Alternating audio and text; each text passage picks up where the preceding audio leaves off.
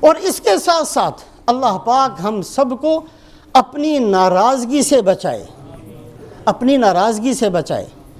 دنیا کے اندر ایک باپ اگر بیٹے سے ناراض ہو جائے کیا کرتا ہے؟ برداشت کرے گا، سمجھائے گا، پھر برداشت کرے گا، پھر سمجھائے گا، آخر میں جب تنگ آ جائے اور باپ کو پتہ چل جائے کہ یہ کسی صورت میں میری ماننے والا نہیں ہے، تو باپ بیٹے کو گھر سے نکال دیا کرتا ہے۔ خامند ناراض ہو جائے اور اس کی ناراضگی انتہا کو پہنچ جائے، وہ زیادہ سے زیادہ طلاق دے دیا کرتا ہے بیوی کو۔ اگر پڑوسی ناراض ہو جائے اپنا گھر بدل لے گا، بھائی ناراض ہو جائے بول چال ختم کر دے گا۔ اگر کوئی آدمی کسی کے ساتھ حصے دار ہے اور وہ ناراض ہو جائے اپنی پارٹنرشپ ختم کر لے گا، حصے داری کو ختم کر لے گا۔ اللہ اگر ناراض ہو جائے تو کیا کرتے ہیں؟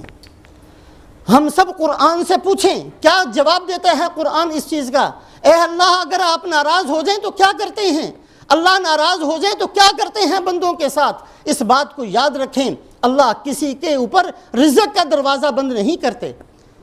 اللہ ناراض ہو جائیں تو روٹی نہیں چھینتے، اللہ ناراض ہو جائیں کسی کی ٹانگیں نہیں توڑتے، اللہ ناراض ہو جائے نعمتیں واپس نہیں لیا کرتے۔ فَلَمَّا نَسُوا مَا ذُكِّرُوا بِهِ فَتَحْنَا عَلَيْهِمْ أَبْوَابَ كُلِّ شَيْءٍ۔ اللہ فرماتے ہیں میں تو یہ کیا کرتا ہوں، اگر تم میرے دین کو بھول جاؤ گے میں دنیا کے دروازے کھول دوں گا، مال بڑھا دوں گا، دنیا کی نعمتیں بڑھا دوں گا، بہت زیادہ دینا شروع کر دوں گا۔ اے اللہ آپ کیا کرتے ہیں جب ناراض ہوتے ہیں؟ قرآن سے پوچھئے، قرآن اس کا جواب دیتا ہے۔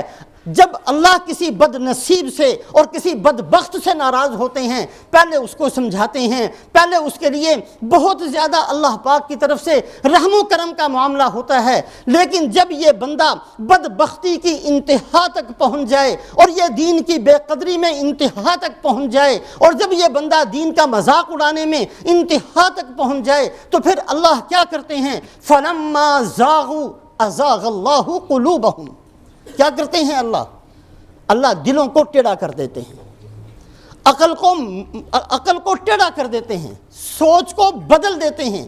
پھر یہ بندہ دنیا میں رہتا ہے، اس بدبخت کو پتہ نہیں ہوتا میں کس لیے آیا ہوں، اس کی مت ماری جاتی ہے۔ گزشتہ جمعے کو جو بیان کیا تھا کہ رسول پاک علیہ السلام کی پیشین گوئیاں بڑی اہم ہیں، وہ پیشین گوئیاں جو آپ صلی اللہ علیہ وسلم نے فرمائیں جو خوش کر دینے والی ہیں، وہ پیشین گوئیاں جو رلا دینے والی ہیں، اور وہ پیشین گوئیاں جس کے بارے میں اللہ کے نبی صلی اللہ علیہ وسلم نے فرمایا تعرض الفتن علی القلوب، کہ فتنے دلوں پر متوجہ ہوتے ہیں۔ یہ پیشین گوئیاں بہت اہم ہیں تاکہ ہم اپنے آپ کو تول سکیں کہ کہیں اللہ کا معاملہ اللہ نہ کرے، اللہ نہ کرے، اللہ نہ کرے۔ ہمارے ساتھ یہ تو نہیں ہے کہ ہماری مت ماری گئی، ہمارا دل ٹیڑھا ہو گیا، بے دینی میں ہمیں کامیابیاں نظر آنی شروع ہو گئیں، کہیں ہمارے ساتھ یہ معاملہ تو نہیں ہے کہ سنتیں توڑ کر ہم اپنے آپ کو کامیاب سمجھنے والے تو نہیں بن گئے، کہیں ہم ان بد نصیب لوگوں میں سے تو نہیں ہو گئے جو دین کو مسخ کرتے چلے جائیں اور یہ سمجھیں کہ ہم کامیاب ہیں،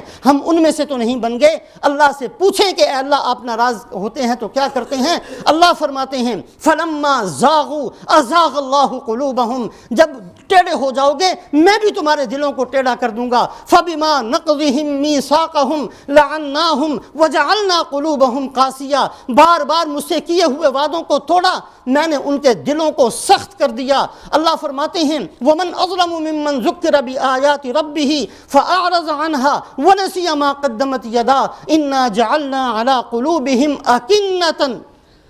اس سے بڑا ظالم کوئی نہیں جس کے سامنے میرا دین ایک دفعہ، دوسری دفعہ، چوتھی دفعہ، 10ویں دفعہ، 100 دفعہ بار بار میرا نام لیا گیا، بار بار میرا دین سنایا گیا، ہر دفعہ اس نے کیا کیا؟ منہ موڑ لیا، دوسری طرف دیکھنا شروع کر دیا۔ یہ سمجھا میرے لیے تھوڑی ہے، میرے لیے تھوڑی ہے دین۔ فَأَعْرَضَ عَنْهَا، ہمیشہ منہ موڑتا رہا، میری باتیں اس کے پاس آتی رہیں، وہ منہ موڑتا رہا۔ وَنَسِيَ مَا قَدَّمَتْ يَدَاهُ، جو اس کے کرتوت ہیں ان کو بھولتا رہا، جو اس نے گناہ کیے ہیں اس پر کبھی اس کے آنسو نہیں نکلے۔ اللہ فرماتے ہیں پھر میں کیا کرتا ہوں؟ وَجَعَلْنَا عَلَىٰ قُلُوبِهِمْ أَكِنَّةً، پھر میں بھی اس کے دل کو مہر لگا دیا کرتا ہوں۔ ختم اللہ علی قلوبہم وعلی سمعہم وعلی ابصارہم غشاوہ، پھر اللہ ناراض ہوتے ہیں۔ اللہ ناراض جلدی نہیں ہوتے، بڑا رحم و کرم کا معاملہ فرماتے ہیں، بہت اللہ پاک بندے کو اپنی طرف بلاتے ہیں، لیکن جب کسی بدبخت کی بدبختی غالب آ جاتی ہے اور کوئی آدمی دین کو سمجھنے پر تیار نہ ہو، دین پر چلنے کے لیے تیار نہ ہو، دین کا مذاق ہی اڑاتا چلا جائے، دنیا اس کے سر پر بھوت کی طرح مسلط ہو جائے، تو پھر آخر میں اللہ پاک یہ کرتے ہیں، اللہ دلوں کو ٹیڑھا کر دیا کرتے ہیں۔ اللہ ہماری سب کی حفاظت فرمائے۔